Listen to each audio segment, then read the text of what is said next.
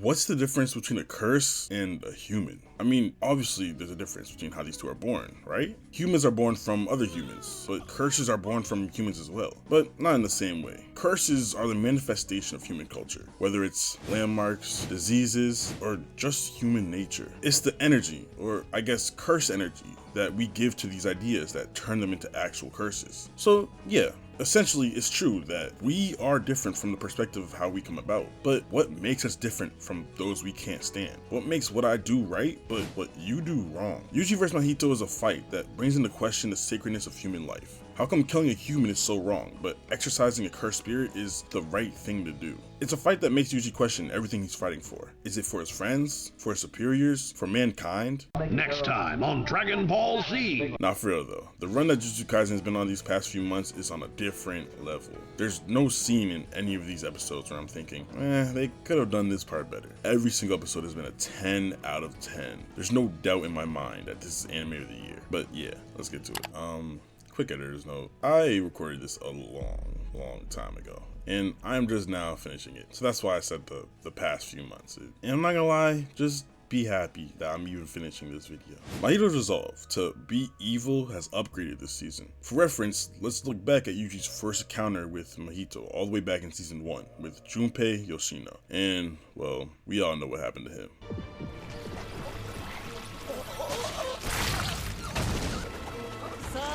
From this point on, there was no doubt that Mahito is an evil character.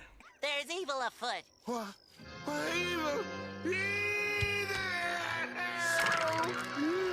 But that wasn't Mahito's true intention. From the jump, the plan was always to trigger Yuji into making a pact with Sukuna, and all he needed to do was drive Yuji to a state where he would do whatever to avenge the death of his friend. And so he took Junpei off the map because it was the easiest way to achieve this goal. But while his plan might have failed, the pure enjoyment he found from fighting motivated him to make Yuji his mortal enemy. So when we get to Shibuya, this is why Mahito is so spearheaded on finding and killing Yuji. There's something there for Mahito, and while he can't tell exactly what it is, he knows that if he keeps following it, then eventually he'll find his true self, his true soul. On the other side, Shibuya is the turning point on Yuji's character arc. In the first season, Yuji's purpose in his own regard was a life that led to having a proper death and giving others a chance at a proper death. It was a resolve that he was still working out for himself, but it's what drove him to continue the work of a Jujutsu sorcerer. And after his fight with Mahito in season 1, he began to question the reality of his reasoning. In the fight, he ended up killing a human, a transfigured human. To go against someone like Mahito who completely opposes what you value, it really messed with Yuji's inner compass and made him think, is it possible to achieve my purpose? Is a proper death even possible when there are curses like Mahito out in the world? And so, we arrive at Shibuya, where Mahito and Yuji finally face off again. Well,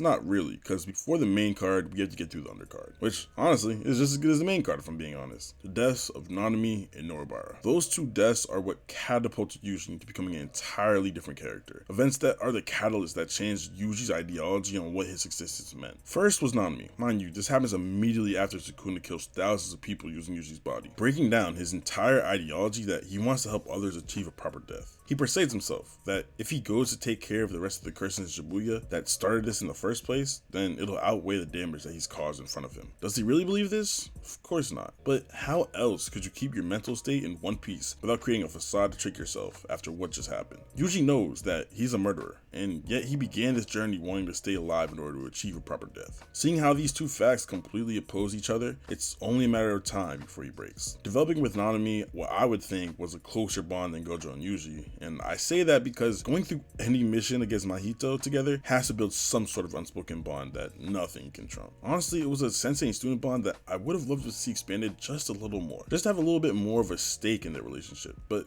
nonetheless, Gege made Nanami a lovable enough character for me, and that's all that matters. Seeing Nanami die to the hands of the cursed spirit who killed one of his true friends, Junpei, really enforces ideology that all curses are bad to Yuji. They only kill to kill, and they make life worse for all humans on Earth. That's why Yuji yells, "What the hell are you, Mahito?"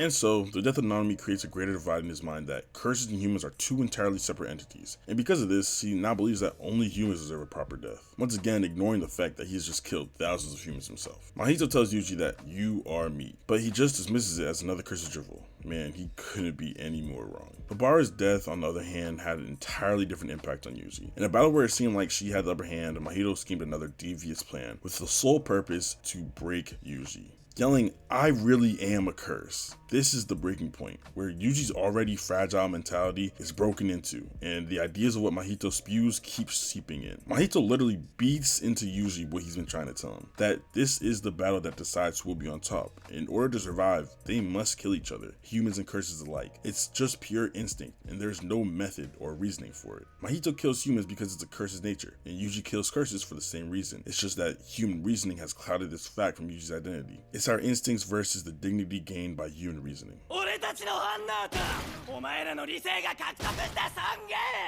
Every day, humans choose dignity over instinct, eating for pleasure, working because society wills you to, subscribing to pop throps so that you don't feel like an outcast. But does choosing dignity over instinct really make us weaker? In the end, Yuji couldn't save Nobara because he was weak. His ideology to give everyone a proper death has shattered due to his own weakness. What I thought was my conviction was just an excuse I made for myself.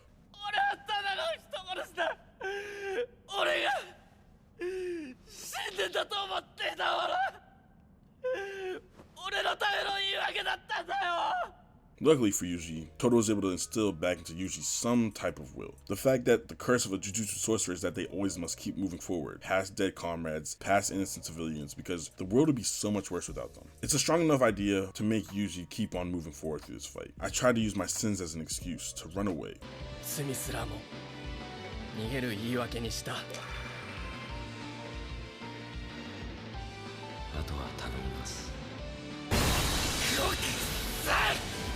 And at this point, it seems that Yuji is slowly building his way to a new identity, one that won't falter and isn't as weak as what he had cultivated at first. And then we see his new identity blossom after Yuji lands the final punch on Mahito. "I'll accept it, Mahito." After hours of deception in Shibuya, he's finally shut off his old shell, one that was afraid to commit to the idea that he kills to kill, based off of pure instinct. To Yuji, there's no need for reasoning anymore. That went out the window a while ago. Curses are curses. Humans are humans. Curses kill humans, and humans kill curses. Yuji has accepted the fact that none of it matters, and has taken a cog in the wheel mentality to do as he's told, because maybe there's meaning for it for someone else, but after what he's been through, there's no amount of meaning that could change the outcomes of what happened in Shibuya. I am you.